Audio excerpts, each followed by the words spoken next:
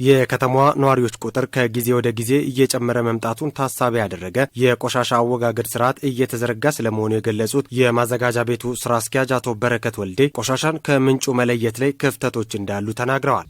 ቦንጋ ከተማ ውስጥ ባሉ የህዝብ ቁጥር ስሌት የደረቅ ቆሻሻ በቀን አንድ ሰው የሚያመነጨውን ምንጭ ጭምር ታሳቢ ማድረግ ከተማችን ውስጥ የደረቅ ቆሻሻ አወጋገድ ላይ እየሰራን እንገኛለን። እርግጥ ነው ሙሉ በሙሉ ተደራሽ አይደለም። ከከተማው ቆዳ ስፋት አንጻር በተመረጡ አካባቢዎች ላይ ወይም በብዛት የደረቅ ቆሻሻ በሚመነጭበት አካባቢ ላይ 4 መኪናዎችን መድበን እናሰራለን።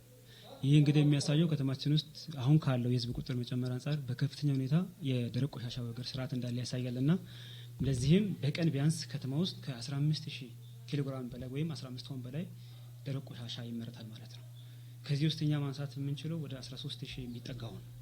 ቀሪው ከተማ ውስጥ መክኖ የሚቀር ደረቅ ቆሻሻ ነውና ይሄ ስራ እንግዲህ በከተሞች ወይም በትላልቅ ከተሞች ላይ በላንድ ፊል ሳይት ውስጥ ማኔጅ ይደረጋል። እኛ አካባቢ ደግሞ ትንሽ ካለን አቅም ውስንነት አንጻር ከተማችን ውስጥ ባለን ነባር የደረቅ ቆሻሻ መጣያ አካባቢ ላይ እየተወገደ ይገኛልና ይሄ እንግዲህ ከነዋሪው ጭምር ጋር የጋራ በማድረግ ቢያንስ በከተሞች የቆሻሻ አወጋገድ ስርዓት ለማስተካከል ከግብር ጋር ተያይዞ የሚጣሉ የቆሻሻ ማስነሻ ክፍያዎች አሉና ያንን ክፍያ መነሻ በማድረግ ሰው በከፈለው ልክ ባይነሳለትም ግን አቅም በፈቀደ ልክ ቀደም ያልኩትን በቀን የሚወገደው ቆሻሻ እያስወገድን እንገኛለን። ቆሻሻ ከቤት በሚወጣበት ጊዜ ጥንቃቄን እንደሚፈልግ የገለጹት አቶ በረከት በተለይ የሞቱ እንስሳትን በየቦታው የሚጥሉ አካላት ከድርጊታቸው እንዲቆጠቡ አሳስበዋል። ህብረተሰቡ ደግሞ ከምንጩ ቆሻሻ የመለየት ላይ ያለ ሰፊ ክፍተት አለ።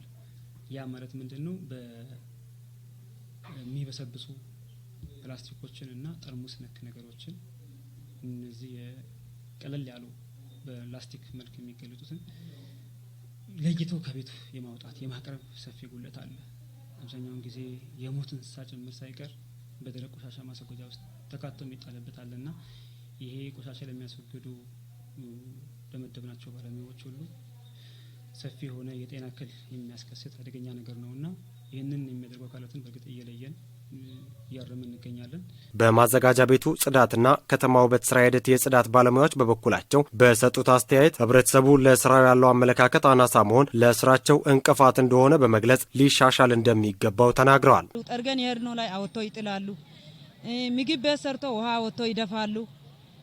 ሃይላንድ አሁን ለምሳሌ ሃይላንድና ቆሻሻ አንድ አይደለም።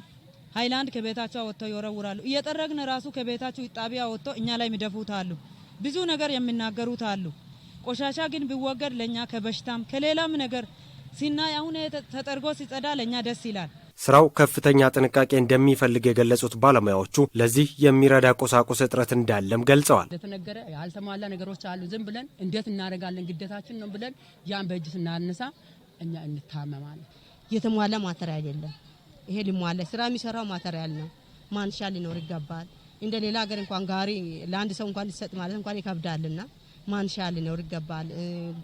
ጓንትን የመሰለ ነገር ማክስ የመሰለ ነገር እንዳልኩት ሳኒታይዘር ምናምን እንኳን ቢሰጠን ጥሩ ነው ይላል። ስራችን ግን ጥሩ ነው። በማዘጋጃ ቤቱ የከተማ ጽዳትና ውበት ስራ ሂደት አስተባባሪ አቶ ጌታቸው ተካ በሰጡት አስተያየት ከህብረተሰቡ በኩል ችግሮች መኖራቸውን ተናግረው ይህንን ለመከላከል የወጡ ደንቦችን በቁርጠኝነት በመተግበር አጥፊዎችን ለህግ የማቅረብ ስራ ይሰራል ብለዋል። በአዋጅ በእኛ 2017 ጥቅምት ወር ላይ የወጣው አንቀጽ ቁጥር 38 2017 በሚል የወጣ የደረቅ ቆሻሻ አያያዝና አወጋገድ ላይ ደንብ ወጥቷል። መቀጫ ህዝቡ ተሰጥቶት ትምህርት ግንዛቤ ተሰጥቶት ጫፍ እየወጣ ያለ ሰው ደንበኛ ወይም ነጋዴ ግለሰብ በዚህ አዋጅ ቁጥር እንዲቀጣ ተብሎ በዛ ልክ ይሄን ተግባራዊ አድርገን በመቅጣት ላይ ነው ያለነው።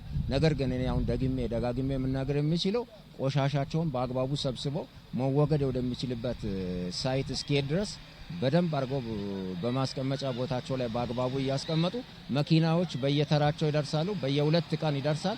በየ2 ቀኑ በፕሮግራም ሲደርስ ደርሶ ደጃቸው ላይ ሲቆም ማውጣት እንዳለባቸው ሰፊ ጊዜ ተነግሯቸዋል። ከባለሙያዎቹ የመስሪያ ቁሳቁስ ጋር በተያያዘ የተነሳውን ጥያቄ ለመመለስ ማዘጋጃ ቤቱ ቁርጠኛ መሆኑን ያስረዱት የማዘጋጃ ቤቱ ስራ አስኪያጅ ለዚህም ከአጋር አካላት ጋር በትብብር እንደሚሰራ አስረድተዋል። ከከተማዋ ነዋሪዎች መካከል ሻምበል አስራትና ሌሎችም እንደተናገሩት የከተማዋ ቆሻሻ አወጋገድ አሳሳቢ መሆኑን ገልጸው ከጊዜ ወደ ጊዜ ግን መሻሻል እየታየ ነው ብለዋል።